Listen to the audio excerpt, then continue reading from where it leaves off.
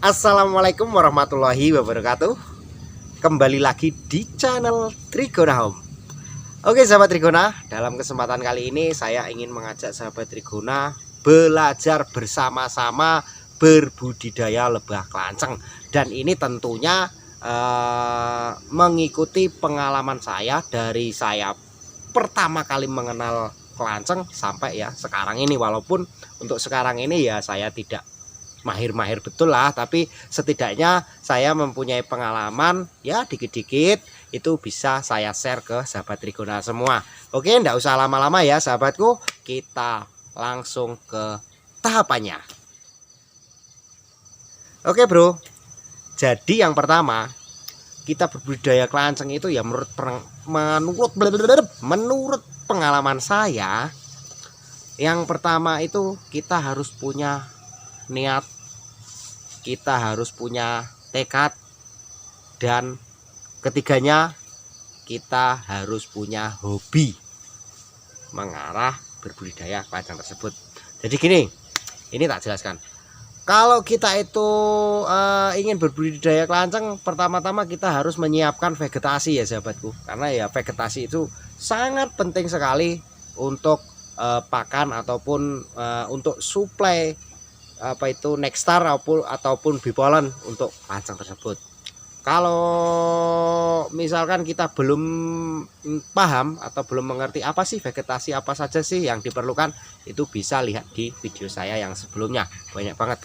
Contohnya saja AMP itu sangat bagus sekali untuk vegetasi kelanceng. Selanjutnya yang kedua ya sahabatku, kita itu boleh membeli bibit kelanceng 1-2 enggak apa-apa, tapi saya sarankan enggak usah beli sih. Kita kalau misalkan di tempat kita itu ada populasi kelanceng liar, kita cukuplah cangkok atau menaruh kotak kosong di situ, nanti kita bisa mendapatkan dengan cuma-cuma seperti itu. Selanjutnya, kalau menurut pengalaman saya, kenapa sih saya sering kali membicarakan ini harus ada hobi? Karena kalau misalnya kita tidak ada hobi di situ, kemungkinan kita ada kegagalan di situ ya. Yang pasti kalau namanya usaha, yang namanya ini kan saya anggap bisnis lah. Yang namanya bisnis itu pasti adalah rintangan-rintangan tertentu sehingga kita membuat kita penat, jenuh, bahkan kita jengkel dengan hal itu. Kalau kita dasarkan dengan hobi, otomatis ada problem-problem, masalah-masalah di perjalanan kita itu kita fine-fine aja, nggak ada masalah seperti itu ya. Ada masalah tanpa masalah, jadi gampang lah. Misalkan gini, misalkan kita berbudidaya kelanceng, gini aja tak jelaskan.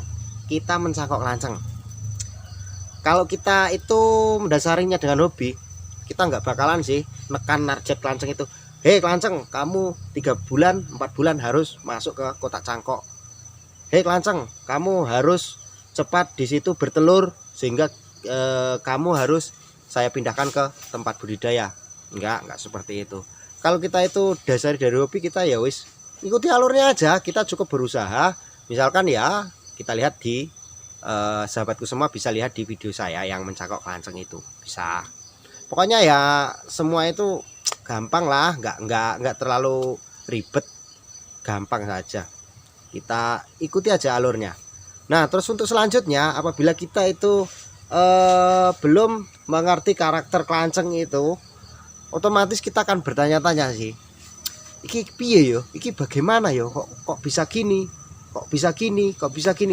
Sebenarnya saya pribadi bro, dari pertama kali saya berbudidaya kelanceng itu nggak ada pengalaman sama sekali, alias nol pengalaman seperti saudara-saudara Trigona semua yang masih pemula di sana ya. Jadi pengalaman saya itu terus terang aja otodidak, yaitu dengan mempelajari apa yang ada di depan mata saya waktu itu. Dan ini pastinya bisa sekali diterapkan ke sahabat Trigona semua yang belum memahami tentang lebah Trigona. Sama kok, enggak susah kok. Intinya kita jangan mengeluh, kita jangan tergesa-gesa mengharapkan hasil. Intinya kita harus bersabar ya, kita harus bersabar. Makanya semua itu harus didasari dengan hobi, biar kesabaran itu ada, seperti itu sahabatku. Nah itu tadi ya bro, jadi kesabaran itu perlu. Nah, ini untuk selanjutnya itu kan pas tadi itu tak ceritakan kita mencangkok kanceng sampai kita mendapatkan ya. Dan sekarang ini saya ceritakan pas waktu kita mendapatkan koloni, karena setiap bagian-bagian itu ada rintangan, ada problem, ada masalah. Tak ceritakan dulu. Jadi setelah kita mendapatkan koloni, apabila kita mendapatkan koloni dari cangkok ataupun kita mendapatkan koloni itu dari naruh kotak kosong, itu tidak mulus ya bro, ada lagi masalah di situ. Bahkan di situ saya menggambarkan menurut pengalaman saya itu yang paling menjengkelkan.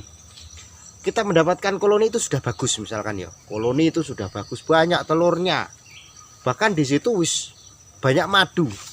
Tapi nggak lama kemudian tiba-tiba telurnya itu ya segitu-gitu aja. Bahkan yang telur banyak itu yang lama otomatis kan dia semakin tua dan menetas jadi koloni.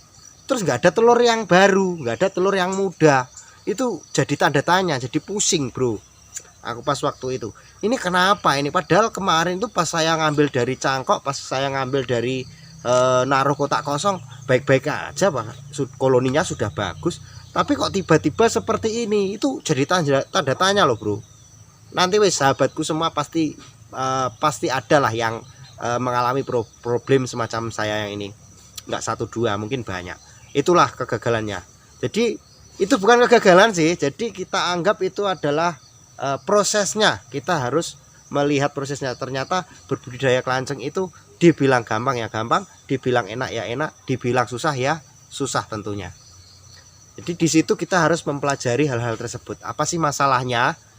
Bahkan sampai untuk sekarang ini aja ya bro, saya mengoreksi kelanceng yang dulunya itu koloninya bagus, terus habis itu tiba-tiba hilang ratunya, nggak ada telur mudanya, bahkan akhirnya punah juga. Itu nggak 1-2 kotak loh bro, banyak kotak. Jadi semua itu ada pengorbanan tertentu yang tentunya apabila kita bisa memetik hikmah dari situ, kita bisa mempelajari itu semua. Kenapa sih seperti ini? Apa sih masalahnya? Pasti seperti itu. Tapi kalau sahabat Trigona semua itu ya, kita mikirnya dari awal wis ambisi, nggak jelas gitu ya. Wis sepuaneng ini nanti dapat sekian kan terlalu mengandai-andai. Walah wis enggak jadilah. Yang jelas intinya berbudidaya kelanceng untuk membodongkan uang kita gitu. Seperti itu intinya. Aku bukan menakut-nakuti sahabat Trigona semua, enggak. Sebetulnya kalau dibilang enak ya enak, dibilang gampang ya gampang, dibilang susah ya susah. Semua itu ada prosesnya, semua itu ada rintangannya. Ya opo sih sing semua pekerjaan nggak ada masalah, nggak ada apa itu kendalanya, kan semua pasti ada. Jadi kendalanya kelanceng ya di situ itu. Jadi sahabatku semua apabila di situ ingin berbudidaya kelanceng dengan sungguh-sungguh, ya wes lah dinikmati. Nggak sendiri kok, saya juga pernah seperti itu. Nggak 1-2 koloni, bahkan ada 10, 20, 25 koloni saya seperti itu. Itu nggak kelanceng Levisep doang loh bro. Itama pun juga seperti itu. Bahkan kalau Itama itu kita puyeng bro mikirnya. Kemarin itu saya dapat koloni, misalkan ya ambil koloni dari, kalau Itama saya beli soalnya di sini nggak ada populasi Itama.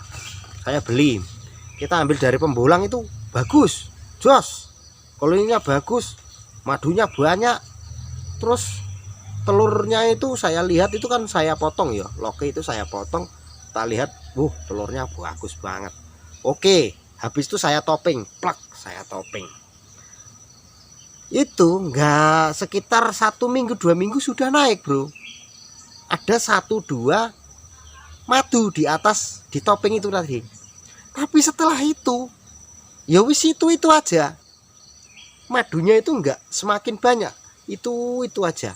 Bahkan lama kelamaan koloninya yang lewat telok bawah itu, yang keluar masuk itu semakin sedikit. Itu enggak 1-2 saya mengalami masalah seperti itu. Jadi saya enggak gimana ya. Apabila sahabat Trigona ada yang Mas iki kok ngene punyaku gagal, punyaku ngene. Wis tahu, bro. Sering saya. Wis tahu ngono kuwi. Jadi yo tak sarane yo sabarlah. Sabar. Semua itu butuh proses. Nanti ke depan kalau kita yakin dengan suatu pekerjaan itu, ya wis kita menikmati hasil.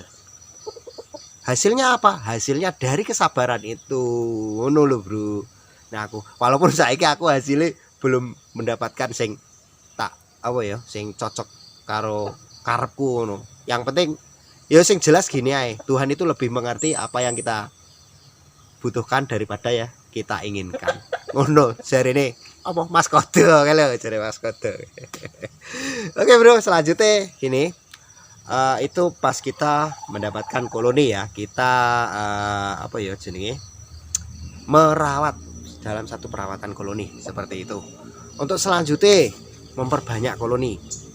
Untuk memperbanyak koloni itu, Bro, kita cukup ya wis nek tak sarankan itu wis lah nek saiki iki wis ndak usume kaya dulu. Kita beli. Nah, terus akhirnya koloni punah, kita kecewa, wis ngeluarkan banyak uang gitu. Wis ndak usah beli wis. Kalau misalkan ada populasi di rumah ya wis cangkok, pasang kotak kosong. Kalau misalkan Itama sih beda lagi. Kalau Itama di sini nggak ada populasi, kita beli 1, 2 nggak apa-apa. Itu pun sampean sahabatku semua harus sudah nerima konsekuensinya apabila koloni itu punah atau seperti yang di pengalaman saya itu jangan mengeluh karena ya itulah salah satunya proses seperti itu. Wes lah, jadi saya kira wes durasiku terlalu panjang. Mungkin untuk ngobrol sharing-sharingnya dilanjut di lain waktu. Apa kita bulang lagi atau kita nyangkok lagi wis gampang lah nanti ya. Wes saya kiri sampai di sini sahabat Trigona semua.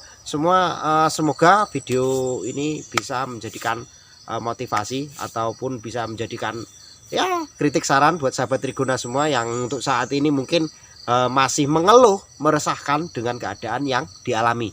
Oke, saya kira video saya cukup sekian dulu. Saya pamit. Wassalamualaikum warahmatullahi wabarakatuh. Salam Trigona.